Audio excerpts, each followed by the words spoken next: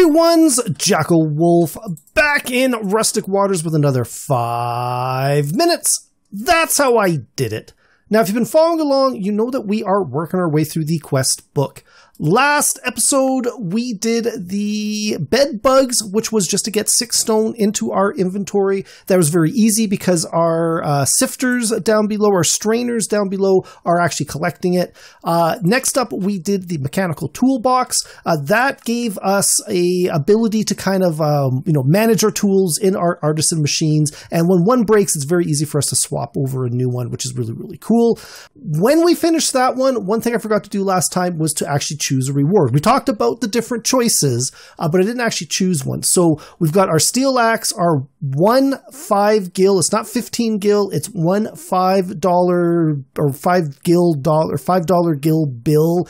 I don't know how you want to pronounce it, but it's only worth 5 gil. And then the 2 hoppers. So I'm going to pick the 2 hoppers because I know I've got a little bit more automation coming up, and that's just a little bit less iron I got to worry about. But depending on where you are in your world, you're going to want to make the choices best for you. Now, this episode, what we're going to do is we're going to work on the funny funnels, the pump it up, and the some Pipette Hot. That is because these 3 all have to do with fluids, and it just kind of makes sense to deal with them all together.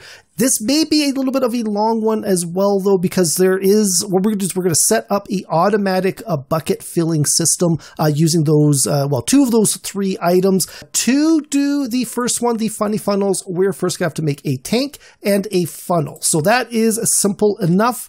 What we're going to do to make ourselves a tank is 6 iron ingots and a bucket in a workbench. Super simple.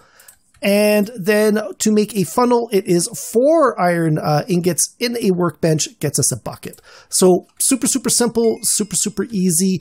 And as a demonstration of how this whole thing is going to work, I've got a chest full of buckets right here. And what we're going to do is we're going to go throw the funnel on top, and then we're going to go and take the tank, and we're going to put that on top of there. So if I fill this tank full of water, it's going to filter into the funnel, and then the funnel is actually going to fill up these buckets for us, which is really, really cool. I don't have any buckets left on me. I've got all my buckets in there. That is because I know for a fact that our reward for doing this quest is 1 golden bucket. So I'm going to go claim that. A golden bucket is a bucket that holds 4 buckets of water. So you see the little bar down at the bottom? That's telling me how much water is in there. If I go and fill up that, we can open up that chest. And there you go. We will just watch it all, fill up those 4 buckets, which is perfect. That's absolutely wonderful. If I want to keep filling this up, I got to go 1. You see how the bar down at the bottom is only a little bit across? That is 1 bucket of water. So this is really, really good. You're not constantly picking up 4 buckets. You can pick up 1 bucket at a time, or you can go 1, 2, 3, 4. Be careful you're not, getting rid of your infinite source, when you're doing that. Because it is very easy to, kind of grab maybe 2 at the same time, and then you end up breaking the whole system. But we can go take those 4 buckets, put it in there as 1. Another cool feature is we can go 1, 2, 3, 4. And, purified water is going to be very, very important. So you're going to want a fair bit of it. We can actually take these 4 buckets, throw them into our furnace here, and any second now, it's going to end up down here. 4 buckets of purified water, which is nice. We kind of toss it in there. We can do our creosote oil with it, or we can go and throw it in and out of our traders' workbenches and stuff like that, our artisan workbenches. So, there we go. There is 4 buckets in there. I've actually got 4,400 in there. Now, if I only had the 1 trader's workshop bench and I needed a different fluid in here, I run into a problem where I can take out full buckets from there, but I've still got this, 400, left over. If I sort of grabbed just a regular bucket and I try to take it out, I go in, nothing's happening. I can't get that 400 millibuckets out. That is where this next quest comes in, which is the pipette, the some Pipette Hot. All we're going to do is craft ourselves a pipette. Now, pipettes can be used to remove or add fluid to artisan tables, even if it's not a full bucket. Convenient for swapping out recipe fluids without waste. If you don't care about saving the fluid in the table, you can also sneak click the fluid GUI to empty it. Now, I've had trouble with that last part. I haven't been able to really figure out how to do it, but to craft yourselves a pipette or a pipette, however you want to pronounce it, it is 1 block of glass and 2 glass panes. So fairly, cheap. It's not a super, super expensive recipe. There you go. Quest, some Pipette Hot, some Pipette, I don't know. I'm saying Pipette Hot because that sounds the best. All I got to do to get that fluid out of there is just right click.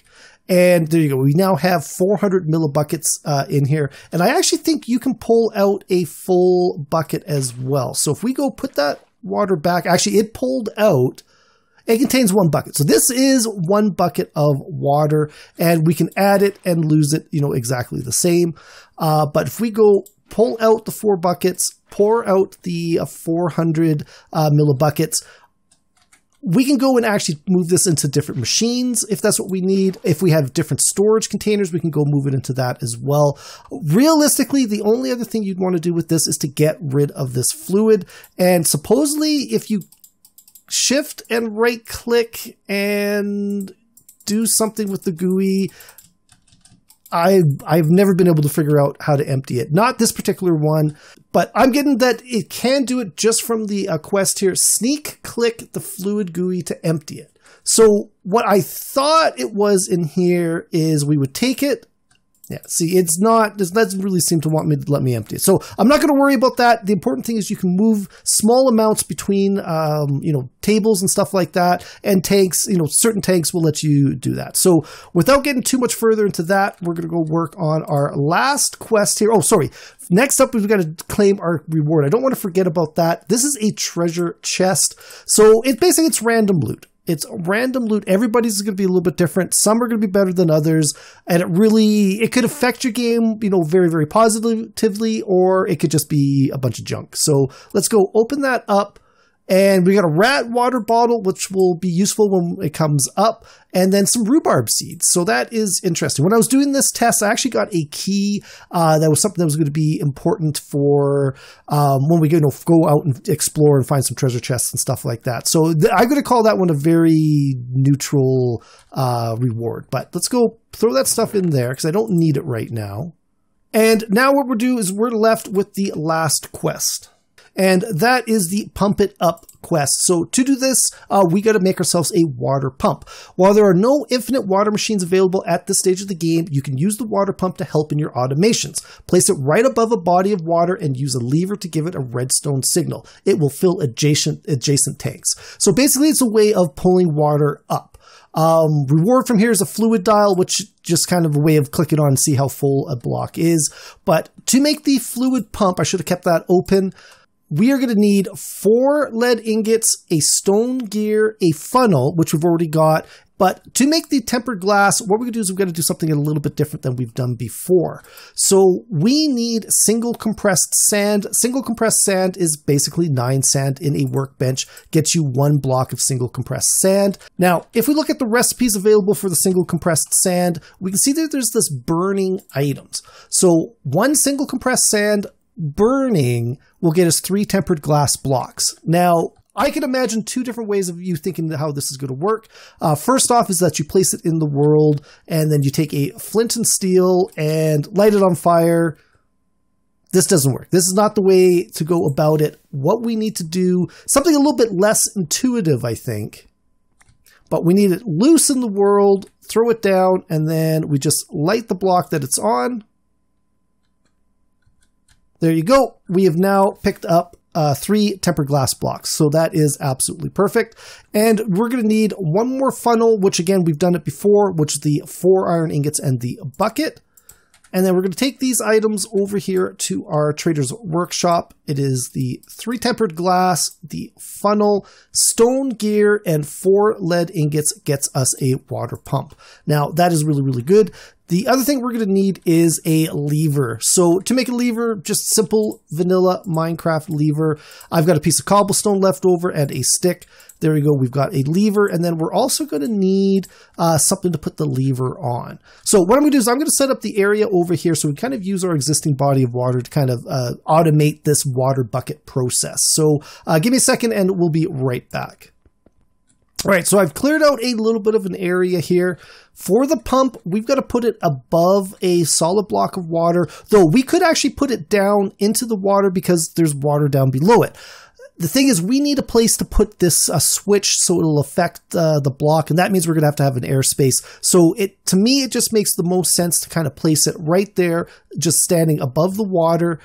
Now, when you do this, you got to be careful with your redstone signal. It's very easy to lock the blocks around it. So if I was to place this, switch on the actual pump and turn it on, you can see it's spinning down below and it's starting to fill up with water. This is working.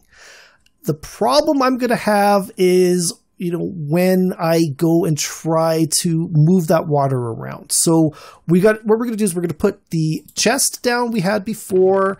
And actually, let's actually empty these buckets first. And there we go. We got 4 buckets in there. We're going to take the funnel we had before. And when I kind of took it down. The nice thing about this pump is it will fill stuff from pretty much any direction. So we'll fill it from the left to the right. It will fill it if we put it up on top. The only thing is that this switch here will now be locking this up. You can see it's filling up, but as soon as it gets up to the top, nothing's happening. It's not filling this in here. We saw before, this is an automatic process that this funnel will start filling up these buckets in this chest. So this is what's causing the problem. If I turn that off, you see the water disappears, and we get that bucket of water immediately. But that turns off the switch. So I kind of fought with this for a while, trying to figure out what was going on. The best way we can kind of handle this is to basically make the switch a little bit less connected to the funnel. So what I'm going to do is I'm going to remove this spot, and then we're going to go place the switch down, turn it on, and as soon as that fills up, it should fill into this bucket over here.